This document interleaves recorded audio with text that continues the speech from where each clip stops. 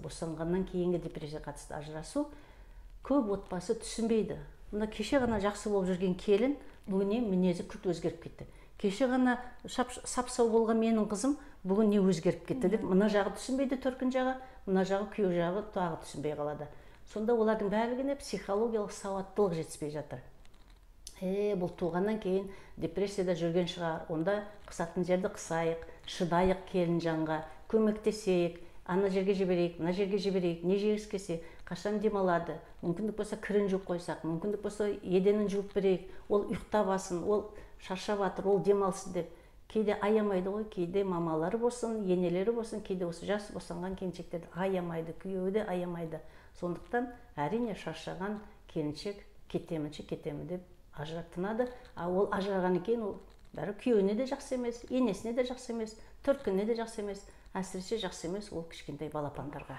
Балапан әкесіз өсіп жатыр. Әкесіз өскен балапанның мына жерде бағана мен айтқандай, әр отбасыда әке болу керек деген бейне жоқ. Сондықтан олар да енді гормонның аты гормон, 17-18-ге толғаннан кейін әйтеуір бір күйеуге барып шығады, гормон сомен тынады, бір-екі балапанды алып келеді, отыра береді. Бізде эмоциялық даму деген жоқ. Эмоциялық кәмелетке жетпеген әйел өзінің бұзауын сиырдың деңгейіне, бұқаның деңгейіне жеткізе алмайды. Не дегенде ол өзі әлге дейін бұзау. Сондықтан мүмкін күйеуге шықпастан алдын сол жас жұбайлар ертең екеуміз қосыламыз деген кезде алдын ала психоаналитиктерге жүгіну керек шығар. Қазір енді әрбір қалада менің шәкірттерім бар, мені тауып алыңыз, мен олардың сізге WhatsApp-тарын берейін, сонымен алдын ала келісіп алсаңызшы, сіздер дайынсыз ба? Мысалы, әрбір қыз келіншек қазір бізді тыңдап отқан, сіздер білесіз бе? Сізді дүниеге әкелгенде, сіздің анаңызда депрессия болды ма екен? Негеде бұл тұқым қуалаушылық. Сіздің анаңыз сізді дүниеге әкелгенде сондай депрессияда, кейде депрессия психозға айналып кетеді. Сондай деңгейді біліп алсаңыз, онда сіз іштей өзіңізді дайындауыңыз керек. Сіз сақ болуыңыз керек. Менің анамда сондай болды, менде осындай болады деп. Әсіресе депрессия психозға өткен кезде, ойбай, мынау жын ұрып кетті, біздің тұқымда бұндай болған жоқ, алып кет деп, енелері, қайын жұрты өздері жинап беріп, сандық-пандықтан қайтарады. Ішінен жын кіріп кетті деп айтып, біздің қазақта ол жындылық емес қой. Оны біз орысша послеродовой психоз деп айтамыз. Ол сол босанғанға қатысты психоз. Өте ауыр жүк, психикалық жүк өте ауыр болды, сонымен күрт төмен түсіп кетті. Бірақ оған жақсылап көмектесек, психиатр көмектеседі, өзің дәрі-дәрмегін береді. Психоаналитиктер көмектеседі, сөзбен емдейді. Сонда оны 1-2 айда қайтадан ретке қалыпқа келтіріп ешқандай жынды болған жоқ. Оны біз орысша нервный срыв деп айтсақ болады. Психотический срыв деген ұғымдар бар. Қазақшаға оның бәрін аударуға шығып. Бұның бәрі уақытша. Оны нағыз жынды деп айта алмаймыз. Енді жындыға ұқсаған, бірақ ол уақытша. Одан өтіп кетуге болады. Енді қоғамның арасында ол жын кіріп кетті, енді көп жағдайда жаңағыдай біз сияқты психология или болмаса қандай да бір терминдерді білмегендіктен солай жын кіріп кетті деп мен өзім 1-2 рет естігенмін. Солай ауруханаға алып келген уақытта перзентханада жұмыс жасап жүрмін, осылай осы әйелге жын кіріп кеткен сияқты, түнімен ұйықтамайды деп. Негізінде сол психоз болады. Психотерапевт ары қарай өзі жұмыс істеп өзінің больницасына алып кетті ары қарай. Осы босанғаннан кейінгі жаңағы эмоциялық өзгеріске, депрессияға не нәрселер әсер етеді, қандай факторлар әсер етеді? Біріншіден жаңағы тұқым қуалаушылық. Сіздің мамаңызда сондай нәрсе болған болса, сол сізде қайталанды. Екіншіден күйеуіңіздің көзқарасы, оның қарым-қатынасы. Мысалы, перзентханаға сізге келді ма, балапанды күтіп алуға гүлін алып келді ма, қуанды ма, қуанған жоқ па? Кейде 4-ші қыз, 5-ші қыз бұл отбасыда, алғашқы 1-2 қызда депрессия болмаса да, енді ой, әттең-ай, тағы да қыз деп, келіншектің өзі депрессияға. Не дегенде ол идеяны жоғалту деп айттым ғой. Бұл да мүмкіндікті жоғалту. Ол бала тапқан жоқ, сондықтан ол өзін кем санайды, өзін мүгедек санайды, күйеуінен қорқады, енесінен қорқады. Соған енді күйеуі, енесі, ой қатын, тағы да қатынды таптың ба, тағы да сасып кетті ғой біздің үйіміз, анандай мынандай деп айтса, әрине ол оны қайтадан ұрған боламыз, төменге түсірген боламыз. Сонда бұл тағы да отбасылық фактор, біз қосып жатырмыз. Ол өзін кінәлі санап жүр. Бірақ сонда біздің көп қазақ білмейтін шығар. Балапанның болашақ жынысы әйелге қатысты емес. ең болмаса XX деген хромосомаларды оқып шығыңыз, Википедияда барлық нәрсе бар, Google'дан, YouTube'дан бәрін көресіз. Сонда қандай тұқымды X-ті ма, Y-ті ма еркек қосты, сонда еркекке қатысты. Алады да еркекті біздің қазақтар ешқашан кінәламайды. Өңкей тек әйел кінәлі. Онда тоқтатыңыздар, онда ойланыңыздар, консультацияға барыңыздар.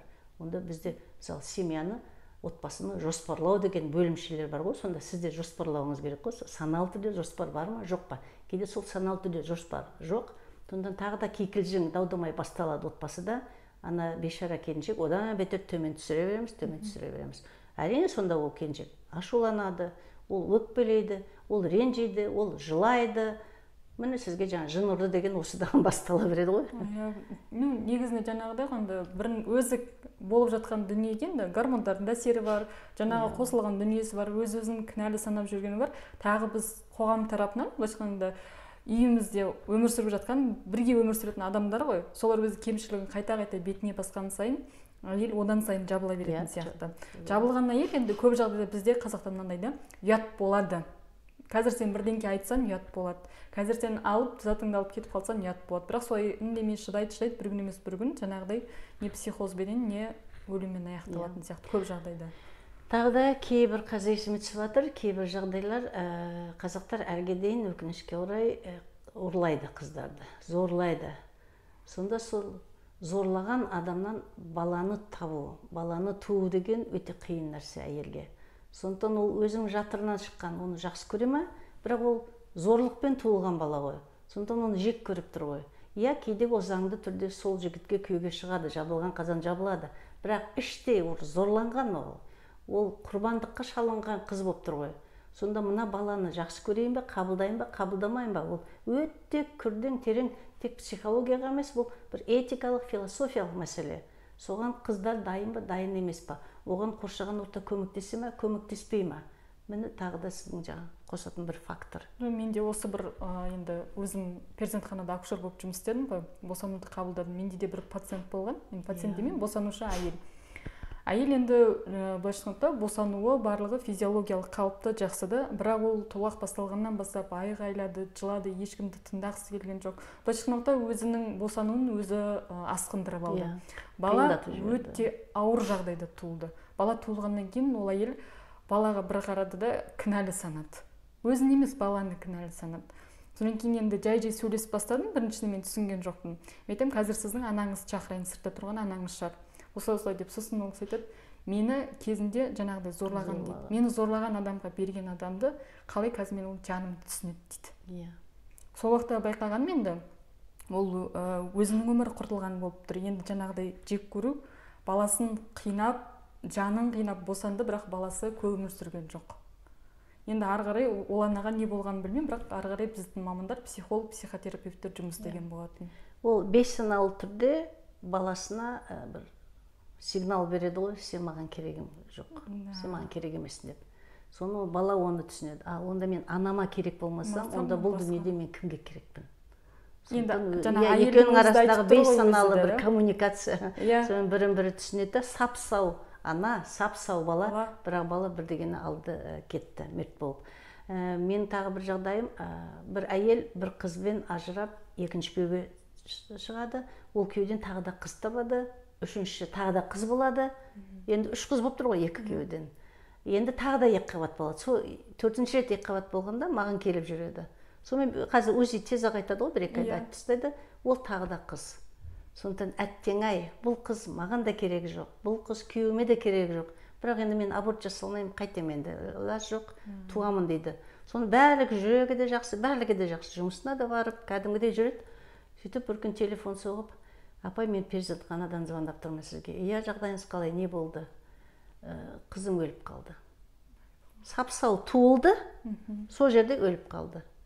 Сонда қайтадан мен оған көмектескенім есіңізде ме? Өте шындықпен өзіңізге айтыңызшы. Сол қыз сізге керек емес еді.